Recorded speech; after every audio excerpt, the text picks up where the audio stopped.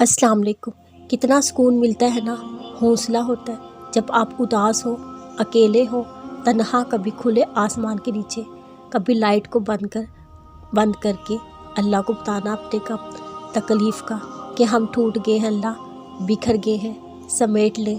इस तरह लगता है अल्लाह पास है, तब वो बहुत पास, और हाँ, वो सुनते हैं हमें।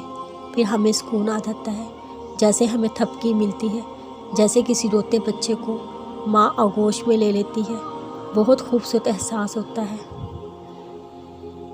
मैंने एक जगह बहुत गहरी बात पढ़ी, जवानी में सबसे ज़्यादा बेसुकूनी और ज़िलालत का सबब नामहरम से मोहब्बत है। हकीकत है, हम नामहरम की मोहब्बत से कभी सुकून नहीं पा सकते। इंसान को नामहरम की मोहब्बत कमज़ोर, अल्लाह से मोहब्बत मजबूत बना देती है। अल्लाह को हमसे कितना प्यार है ना, इसलिए अल्लाह ने उस मोहब्बत को हराम कहा है। थक गए हैं, टूट गए हैं, क्यों परेशान होते हैं? अल्लाह है ना, देखना सब ठीक हो जाएगा। गम बिल्कुल समुंदर की लहर की तरह होते हैं, लहर आएगी सारे गम बहाकर ले जाएगी। बस तुम यकीन रखो उस रब पर, उसके लिए कुछ नामुमकिन नहीं। ये कुरान तमाम लोगों के लिए इतलानामा है कि उसके ज़रिए से वो होशियार कर दिए जाएं, बखूबी मालूम कर लें कि अल्लाह एक ही माबूद है, ताकि अक्ल पर लोग समझ लें। तुम बेचैनी की वजह से चैन से सो नहीं पाते, तुम सोचो के भरवर से खुद को आज़ाद नहीं कर पाते।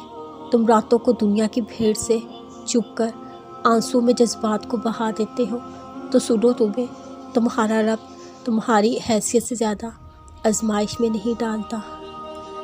तुम्हें लोग नीचा देखना चाहेंगे, तुम्हें लोग गम में देखना चाहेंगे, पर सुनो, तुम खुद को ऊंचा रखना उस रब के आगे। लोगों की बातों से गम ना करना, क्योंकि वही रब है हर वक्त पे यस्सर। इस मुश्किल वक्त के बाद मौतों का आना हो सकता है अल्लाह जल जलाला ने तुम्हारी हर उम्मीद को बरलाना हो।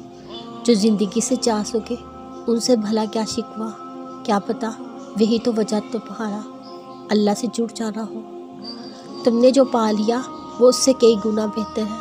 जो खो चुके उसके बाद तुम्हें एक बेहतर इंसान बनाना हो। तुम्हारा सब्र कभी भी रायगा नहीं जा सकता, क्या पता इसके बाद तुम्हें तुम्हारी चाहत का मिल जाना हो। देखो, यूँ इस तरह मायूस ना हो जाया करो, क्या पता इस आर्ज़ी तकलीफ़ के बाद ढेरों खुशियों का आना हो इंशाअल्लाह।